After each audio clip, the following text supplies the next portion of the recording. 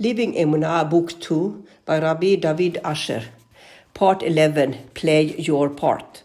The Gemara in Kiddushim 31a relates that when Hashem gave the Torah to Bnei Israel and proclaimed the first two commandments, to believe in Him and not to worship any other being, the kings of the world said, "He is speaking for His own honor."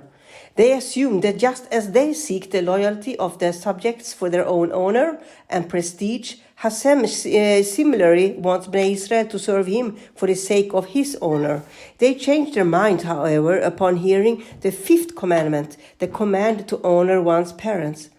As the Midrash tells, the kings then said, "When we enlist a recruit into our armies, we want him to sever all loyalties with his parents, so he is fully devoted and subservient to us." Hashem, however, wants His people to respect their parents and obey their wishes. He cannot be interested in His own honor. This is the simple reading of the Gemara. However, Rabbi Ephraim Washman once offered a deeper explanation. When the Gemara speaks here of parents, it refers to a person's essence, his natural qualities, strengths and weakness, intellectual capacity, his upbringing and background. In short, all the tools he has been given with which to work and achieve in life. When we consider all this, we realize that Hashem cannot possibly be interested in His own honor. If a businessman goes to hire 100 workers for a new venture, he searches for the brightest, most talented, and most driven people available in order to maximize the venture's success. If Hashem was interested in His own success and prestige, He would have made us all perfect.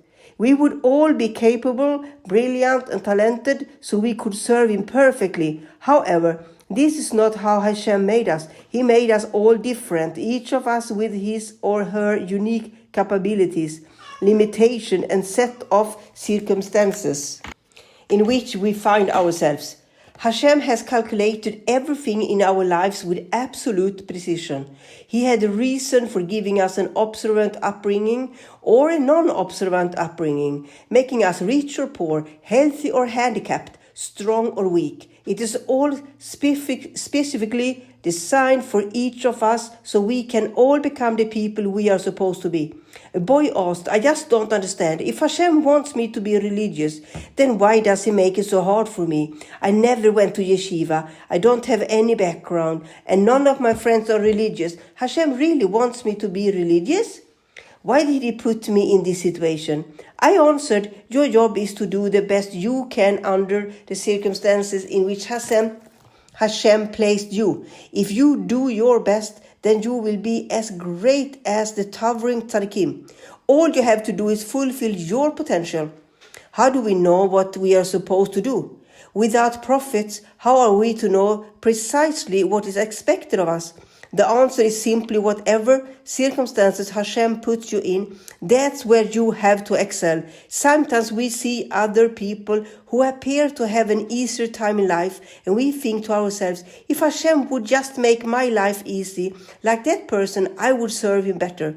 The truth is that Hashem does not want us to do the other person's job. He wants us to do our job. Therefore, we should never say, "If I would have grown up in that family, I would have been so much better." Or "If I would have gone to that school, I would have been really excelled." All that happens to us is necessary for us to become the people we are supposed to be. As long as we take that we are given and make the most of it, we are serving Hashem the way we should, and we will fulfill our assigned role in the world.